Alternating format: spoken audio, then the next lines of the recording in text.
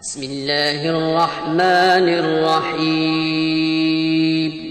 شروع اللہ کا نام لے کر جو بڑا مہربان نہایت رحم والا ہے. کافہا یا عین صاد. ذکر رحمت ربک عبده زکریا اذ نادى ربه نداء خفیا قال رب إني وهن العظم مني واشتعل الرأس شيبا ولم أكن بدعائك رب شقيا وإني خفت الموالي من ورائي وكانت امرأتي عاقرا فهب لي من لدنك وليا يرثني ويرث من آل يعقوب واجعله رب رضيا. کاف ہا یا عین صاد. یہ تمہارے پروردگار کی مہربانی کا بیان ہے جو اس نے اپنے بندے زکریا پر کی تھی جب انہوں نے اپنے پروردگار کو دبی آواز سے پکارا اور کہا کہ اے میرے پروردگار، میری ہڈیاں بڑھاپے کے سبب کمزور ہو گئی ہیں اور سر سفید بالوں کی وجہ سے چمکنے لگا ہے، اور اے میرے پروردگار، میں تجھ سے مانگ کر کبھی محروم نہیں رہا، اور میں اپنے بعد اپنے بھائی بندوں سے ڈرتا ہوں، اور میری بیوی بانجھ ہے، پھر بھی مجھے اپنے پاس سے ایک وارث عطا فرما جو میری اور اولاد یعقوب کی میراث کا مالک ہو، اور اے میرے پروردگار اس کو خوش اخلاق بنائیو. يا زكريا إنا نبشرك بغلام اسمه يحيى لم نجعل له من قبل سميا قال رب أنا يكون لي غلام وكانت امرأتي عاقرا وقد بلغت من الكبر عتيا قال كذلك قال ربك هو علي هين وقد خلقتك من قبل ولم تك شيئا قال رب اجعل لي آية قال آيتك ألا تكلم الناس 3 ليال سويا فخرج على قومه من المحراب فأوحى إليهم أن سبحوا بكرة وعشيا. فرمایا اے زکریا، ہم تم کو ایک لڑکے کی بشارت دیتے ہیں جس کا نام یحییٰ ہوگا. اس سے پہلے ہم نے اس نام کا کوئی شخص پیدا نہیں کیا.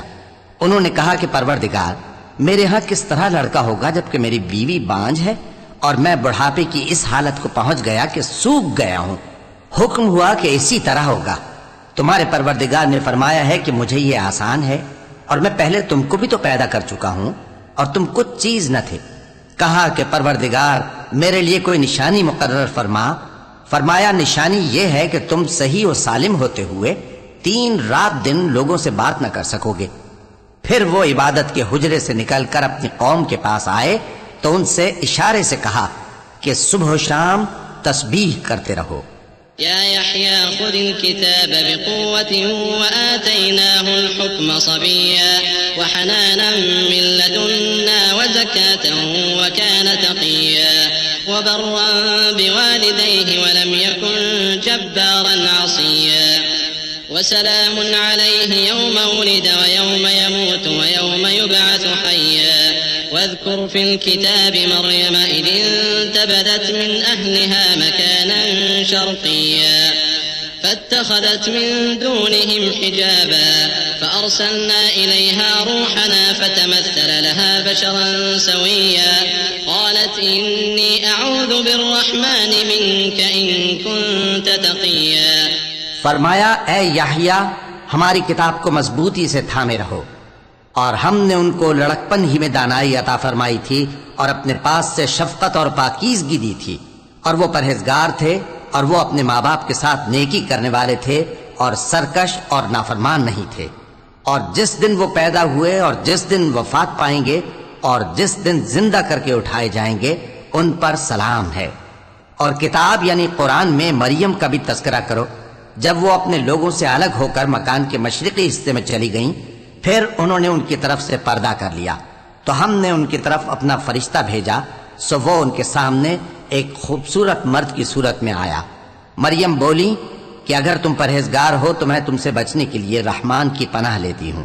قال إنما أنا رسول ربك لأهب لك غلاما زكيا قالت أنى يكون لي غلام ولم يمسسني بشر ولم أك بغيا قال كذلك قال ربك هو علي هين ولنجعله آية للناس ورحمة منا وكان أمرا مقضيا فحملته فانتبذت به مكانا قصيا فأجاءها المخاض إلى جذع النخلة قالت يا ليتني مت قبل هذا وكنت نسيا منسيا فناداها من تحتها ألا تحزني قد جعل ربك تحتك سريا وهزي إليك بجذع النخلة تساقط عليك رطبا جنيا فكلي واشربي وقري عينا فإما ترين من البشر أحدا فقولي إني نذرت للرحمن صوما فلن أكلم اليوم إنسيا فرشتے نے کہا کہ میں تو تمہارے پروردگار کا بھیجا ہوا یعنی فرشتہ ہوں اور اس لیے آیا ہوں کہ تمہیں پاکیزہ لڑکا بخشوں۔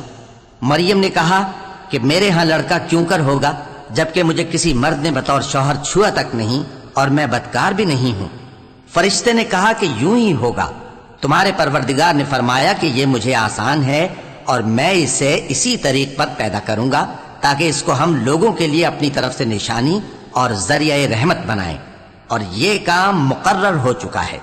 چنانچہ وہ اس بچے کے ساتھ حاملہ ہو گئیں اور اسے لے کر ایک دور جگہ چلی گئیں۔ پھر درد ذہ ان کو کھجور کے تنے کی طرف لے آیا، کہنے لگیں کہ کاش میں اس سے پہلے مر چکتی اور بھولی بسری ہو گئی ہوتی۔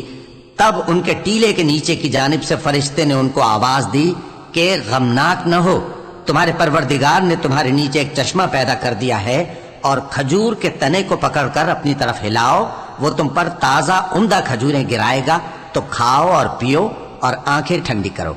اگر تم کسی آدمی کو دیکھو تو کہنا کہ میں نے اللہ کے لیے روزے کی منت مانی، تو آج میں کسی آدمی سے ہرگز کلام نہیں کروں گی۔